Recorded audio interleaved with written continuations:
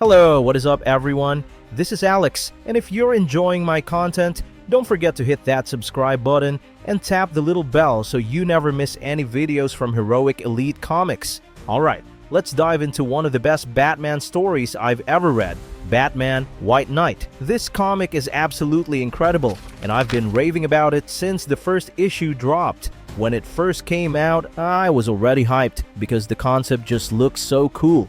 I'd been following the previews and promotional material, and I knew I had to check it out. And let me tell you, it did not disappoint. Sean Murphy, the writer, absolutely knocked it out of the park. The story takes place about a year before the present day. But here's the thing. Batman White Knight isn't part of the main DC continuity. It doesn't tie into DC Rebirth, except for the fact that it was published around the same time. It's a standalone story set in its own universe, completely separate from what's happening in the main DC comics. And honestly, that's part of what makes it so great. You don't need to know anything about the current DC timeline to enjoy this. The plot kicks off with a classic Batman-Joker showdown. It's the kind of chaotic, over-the-top chase you'd expect from these two. Batman is relentless, and the Joker is, well, the Joker, unpredictable and chaotic. They're like yin and yang, constantly chasing each other through Gotham. At one point, the Joker is even riding a scooter, which is as ridiculous as it sounds. But amidst all the chaos, there's something different about Batman this time. He's reckless, pushing himself to extremes in a way we don't usually see. It's clear he's desperate, and that desperation drives a lot of the story. Batman isn't alone though. He's got Batgirl and Nightwing by his side, but even with their help, he's taking huge risks. He's crashing the Batmobile into cement trucks, leaping off rooftops, and ignoring every safety protocol in the book, all to catch the Joker. And when he finally does catch up to him, the fight is intense. But it's not just a physical battle. The Joker starts messing with Batman's head, making this wild argument that they're two sides of the same coin. He claims that Batman represents love, while he represents hate, and that they can't exist without each other. Things take a dark turn when the Joker reveals a bottle of pills. He tells Batman that if he takes them, he'll be able to show Batman everything he sees. A city that's sick and broken, but one he believes he can fix. In a moment of desperation, Batman forces the pills down the Joker's throat. And here's where things get really messy. The whole thing is caught on camera by a member of the press, and the footage gets leaked to the public. This is where the story shifts from a personal battle between Batman and the Joker to a citywide crisis. Gotham is divided.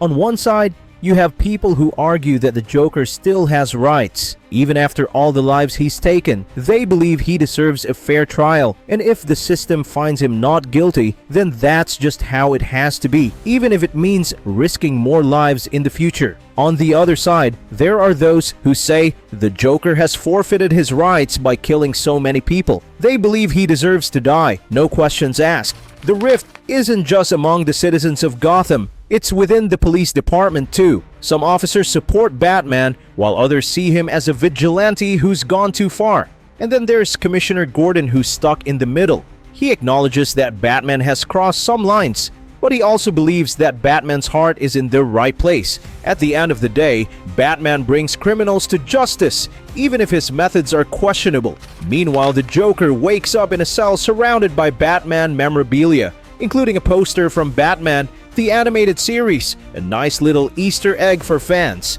But the real twist is that the pills Batman forced him to take have actually cured him. The Joker is no longer insane. He's completely sane, and he's using his newfound clarity to turn the tables on everyone. He starts building a legal case against Batman, the Gotham City Police Department, and the city itself. The Joker's argument is brilliant. He points out that Batman is the one who caused all the destruction during their chase. It was Batman who drove an unlicensed weaponized tank over rooftops, injured people by crashing into a cement truck, and beat the Joker nearly to death before forcing pills down his throat. The Joker claims he was just riding a scooter and hadn't actually killed anyone during this particular incident. He argues that the police department has been enabling a vigilante who takes the law into his own hands, and now that someone is calling them out on it, they're scrambling to cover their tracks. Commissioner Gordon tries to distance the police department from Batman, but the Joker isn't having it. He points out that the bat signal on top of the police headquarters is a clear sign that they've been working with Batman all along. He accuses the city, the police, and Batman of failing to protect Gotham, and he declares that if they won't save the city, he will. And that's where the story really takes off. The Joker, now sane and calculating, becomes a completely different kind of threat. He's no longer the chaotic, unpredictable villain we're used to.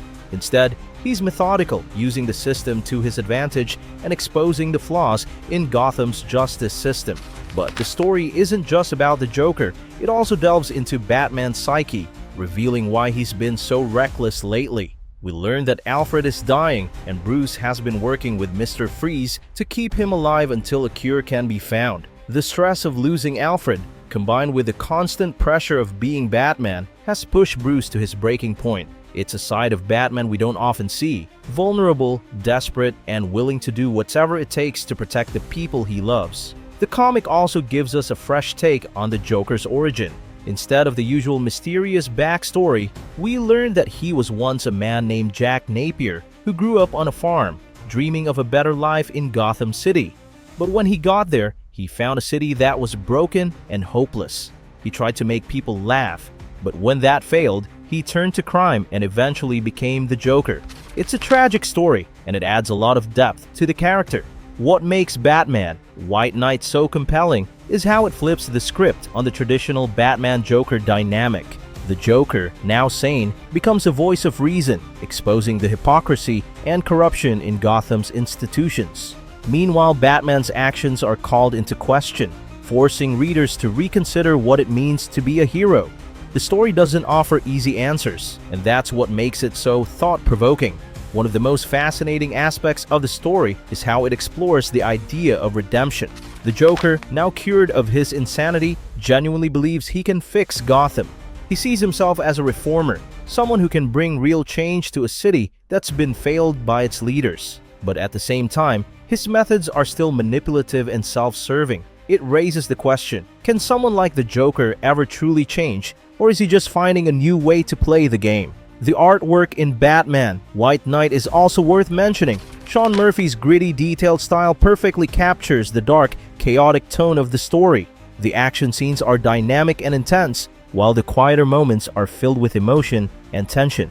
The use of shadows and lighting adds to the atmosphere, making Gotham feel like a character in its own right, a city that's as broken and complex as the people who inhabit it. In the end, Batman, White Knight is more than just a Batman story. It's a commentary on justice, morality, and the complexities of heroism. It asks tough questions about where we draw the line between right and wrong and whether the ends justify the means. It's a must-read for any Batman fan, and it's one of those stories that stays with you long after you've finished it. So, if you're new here, make sure to hit that subscribe button. If you enjoyed this video, drop a like, and I'll catch you all later. Peace!